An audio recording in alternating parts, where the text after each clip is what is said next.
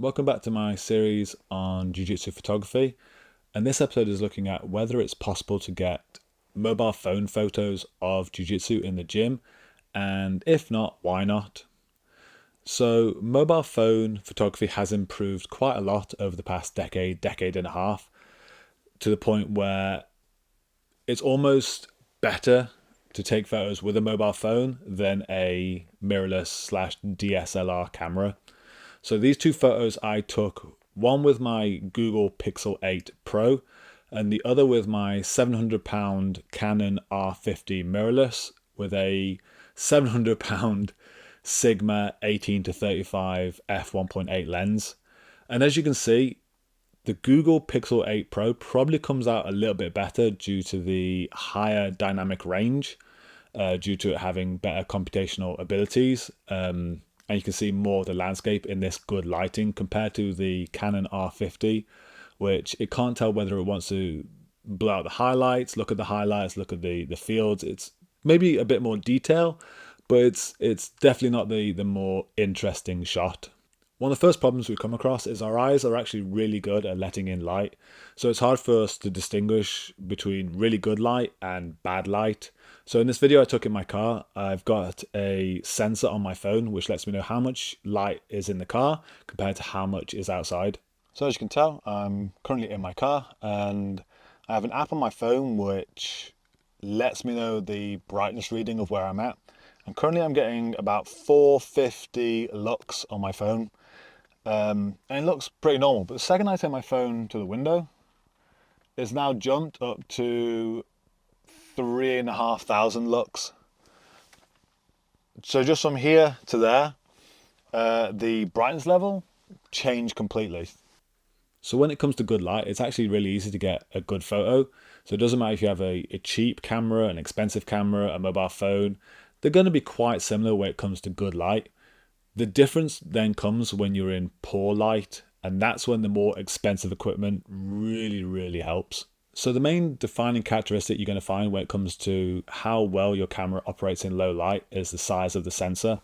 So that is what essentially collects the light and turns it into an electrical signal. So when you have a camera, the light passes through the lens, receives onto the sensor, which is made out of millions of pixels, photosites, which absorb the light and turn that into an electrical signal. So when you have megapixels, that's how many pixels are on that sensor. And different cameras have different size sensors. So a usual Canon, like full frame, which is what I'm actually using to record this, is called a 35mm full frame, and that is 36mm by 24mm. After that, you're going to have something called a crop sensor, which is on a Canon 22.3mm by I think 15mm. So it's a bit smaller than the full frame. Then we go down to the sensor in the back of my mobile phone, which in my Pixel 8 Pro is 9.8 times 7.4mm. So compare that to the 36 by 24mm of the Canon R8 full frame, which I'm using here. So even from there, you can imagine the bigger the sensor, the more light I'm going to get from a scenario compared to the tinier sensor in the back of a mobile phone. When you have the different size sensors, you then incorporate something called a crop factor. So the details you normally get of a camera are then times by the crop factor, which then gives you what it'd be compared to when it comes to a 35mm regular full frame camera. The two details we're interested in here are the focal length and the aperture. So the focal length, which is measured in millimeters, defines the zoom amount. So regular human eyesight is around about 35 to 50mm. That's our normal vision. So anything above that is like a zoom in, and anything below that is like a wider angle. So you're going down to like fish eyes and something that takes in, imagine like when you're looking at a real estate photo, how they manage to get the entire room in. That's because they're shooting at less than 35mm. So on my Pixel 8 Pro, it says it is a 6.9mm camera, but when you compare the sensor to a 35mm, the smaller sensor, you get that crop factor, it actually translates to 25mm if compared to a 35mm camera. So even though it says 6.9, it's actually meaning 25. And that same crop amount can then be applied to the aperture. So the aperture is the iris of the camera. So you can see here on this lens, The smaller the f number, the wider the iris. The bigger the f number, the smaller the iris. So when it comes to letting light in, we want the biggest iris we can get. Which when you're shooting inside a gym, you want to get the more light inside the camera. So having a big iris is important. So on my Pixel 8 Pro, it comes out at 1.7. It's measured in f numbers. It says 1.7, which should mean it has a wide aperture, but we again have to apply that with the crop factor, which gives it a f number closer to 6, which means it's actually quite a bit smaller. As you can see, so we're dealing with a camera when it comes to a mobile phone, which has a smaller sensor, so it's going to let in less light. It has a smaller aperture, which means it's got a smaller hole to let less light in. That's already going to be holding us back. The last thing we need to consider is the ISO number. So as I mentioned in the previous video, the 3 factors when it comes to defining how much brightness your image has are the shutter speed, the aperture, and the ISO. So how much light you get on the lens is dependent on the aperture and the shutter speed. The ISO is the volume of the sensor. And so imagine like a radio where you are trying to listen to some music, for example, and you can't hear it, so you turn up the volume. The problem with turning up the volume is you increase the amount of static coming through. So you might improve the sound of the music coming through, but you're also going to really up the amount of static, which then can kind of ruin the listening experience. It's pretty much the exact same when it comes to your photos, is that if you can't get enough light in, you might try and up the ISO, which is going to increase the volume, which increases the static. Smaller sensors have bigger problems with ISO than bigger sensors. So a full frame can manage much higher ISO compared to a smaller sensor. And newer sensors can also deal with ISO better. You can apply noise reduction, but you're going to lose a lot of detail when it comes to that, and you'll see these in the photos soon. So this photo was taken with the Google Pixel 8 Pro with a 6.2 equivalent aperture, a 1/100 shutter speed, and a 813 ISO. As I mentioned previously, the aperture number here of 6.2 is going to be quite small, so it's not going to let in much light, which means the shutter speed and the ISO have to compensate. It's giving us a 1/100, which means that anything that's moving isn't going to be very sharp. We want something a bit faster, so I usually use 1/500. That's going to compensate for the smaller aperture, but we've still got a pretty high ISO at 813. As you can see of Naki's head, he's not very sharp, just because he was moving around whilst he was rolling, which a 1/100 isn't going to give us a good enough freeze frame. I at least want 1/500 for the shutter speed. The other issue we're going to have is the higher ISO is going to create more noise, as I mentioned earlier, and the processor of the phone is going to try and delete that noise, which is going to delete a lot of the finer details of the image, as you can see here.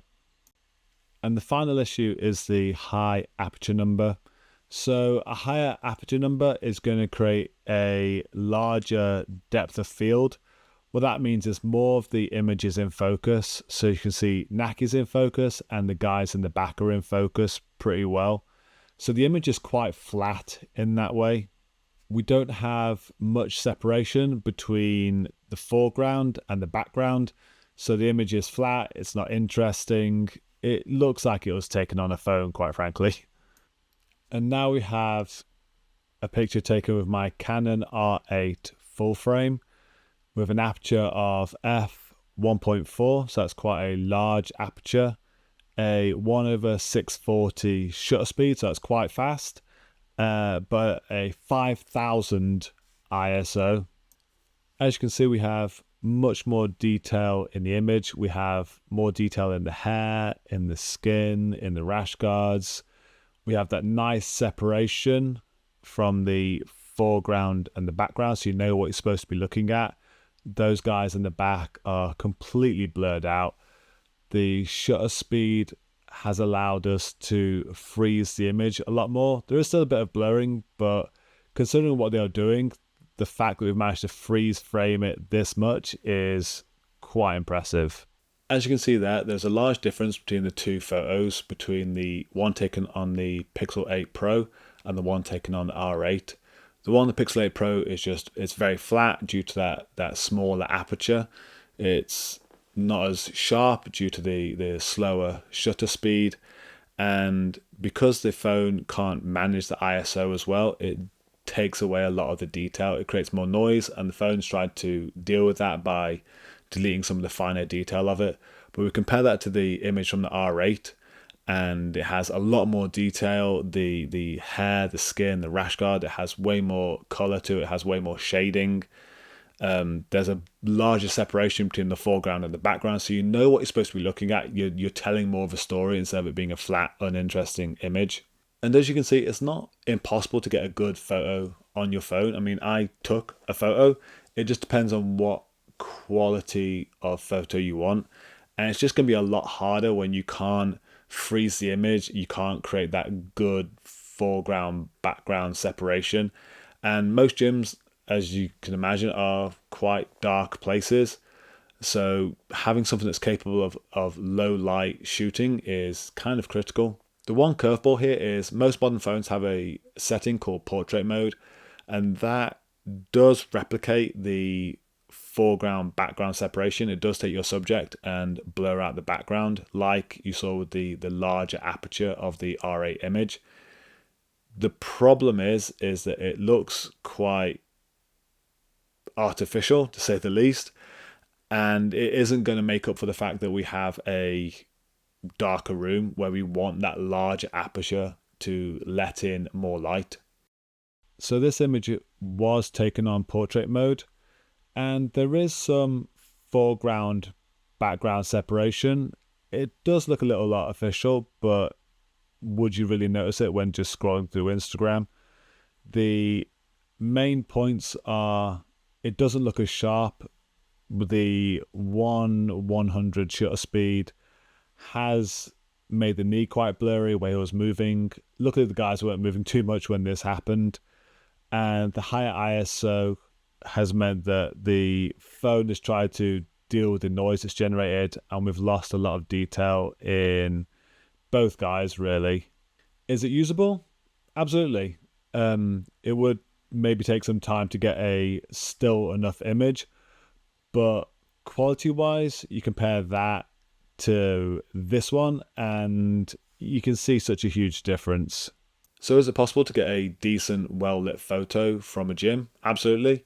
If that gym is well-lit, if you can get low and try and create some good foreground, background separation, maybe with portrait mode, take lots of photos to hopefully get one or two that have a good freeze frame to them if people are moving around quite erratically. But nothing's going to really compare to a good camera with a good sensor and a good lens on it. And hopefully before watching this video, you have a rough understanding of what you'd be looking for and what kind of details in the camera you'd want, because not all lenses and sensors are made equally. I hope you enjoyed this video. Again, I'm not a great photographer. I'm very amateur at best. But it's taken me a few years to try and research into a lot of this and try and understand it myself. And my next video is going to be on composition and how I frame up my shots to try and make them just a little bit more interesting. So hopefully you can stick around to check out that one.